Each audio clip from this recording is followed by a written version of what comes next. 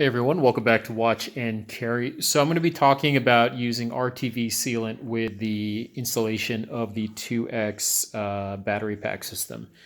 Specifically, I'm taking a look at the satellite packs, which again are this pack and this pack that go on the outside and bottom of the board. Now, this is not covered in the the installation video by Soren. It's not required either, but if you go to the 2X website, there is a short write-up tutorial that shows you how to add or increase the water repellency of your satellite packs.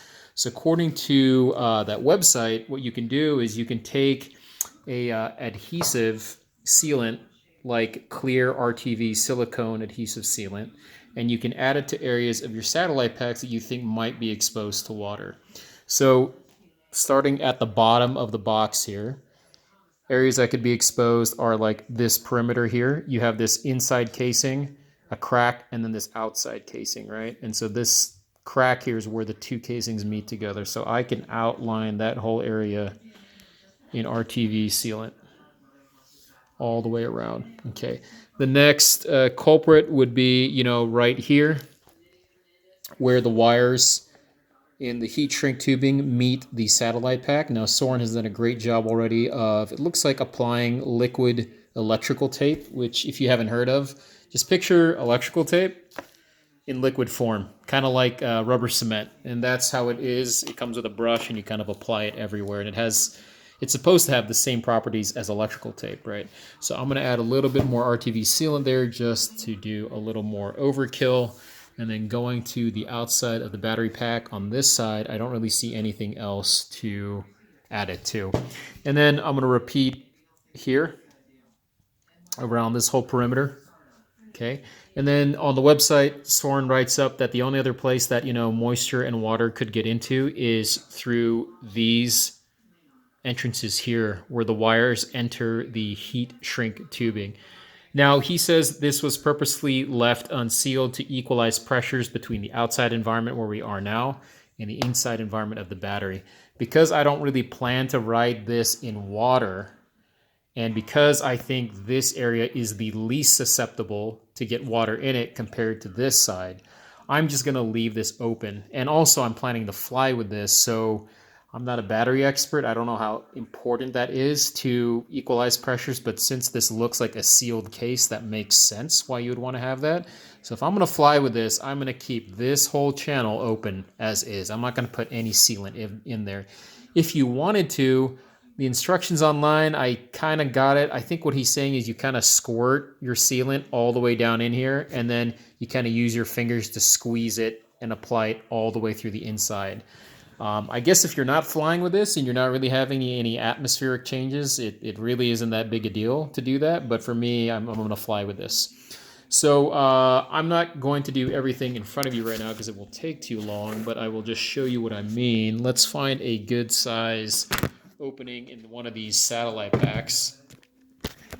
That's pretty good right there. So you can see that we have an opening here. Okay, and I have these pointed Q-tips which help. This is the RTV sealant. Now my ending here is sealed shut, so I'm just going to have to do this with a Q-tip. Okay, this stuff has a pretty gnarly smell. It's pretty strong, so just warning you, you might want to be in a well-ventilated area. I'm just going to take a little bit of this, okay, and just kind of go over that crack right there. Just like that. Now, if I had that applicator tip, that would be a lot better, but I don't have it right now. So this is a lot more difficult than it needs to be if you buy sealant brand new from the store. And this is a waterproof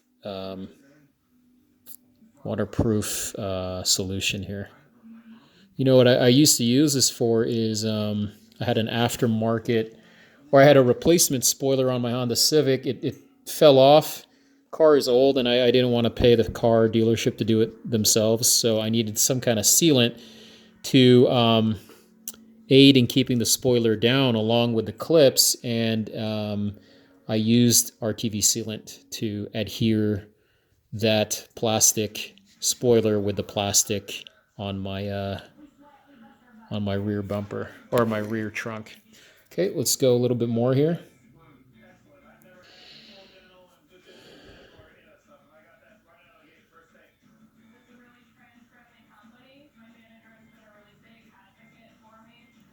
So I'm doing this at about 1/3 of the way through the installation now. So that way, by the time I get to installing these packs on the board, this stuff is already dry. Now, drying time for this is, I'm reading the back instructions. So once you apply it, assemble immediately. Well, we're not adhering anything, so we don't have to assemble it. Surfaces being bonded may need clamping for 1 hour or until silicone is firm. Silicone becomes tack-free in 1 hour. Allow 24 hours for full cure under normal conditions. Allow more time in cold or dry conditions. And then you can see here I have a bunch of excess, right? Like right over here. So once that dries, it says trim excess with a sharp knife after the curing is done. It's almost like what hot glue gun glue looks like. Once it's been applied, like you can peel it off, but it's not as easy as that. So you can just take a hobby knife and kind of run the blunt side around this edge here. Okay, so don't worry about over applying too much. So anyways, again, this is RTV sealant. There might be other comparable stuff that you can use, but just a good way to add some extra insulation to your 2X battery pack. All right, guys, hope you guys found this useful. Any questions, put them down below, and I'll try to get to them when I can. See ya.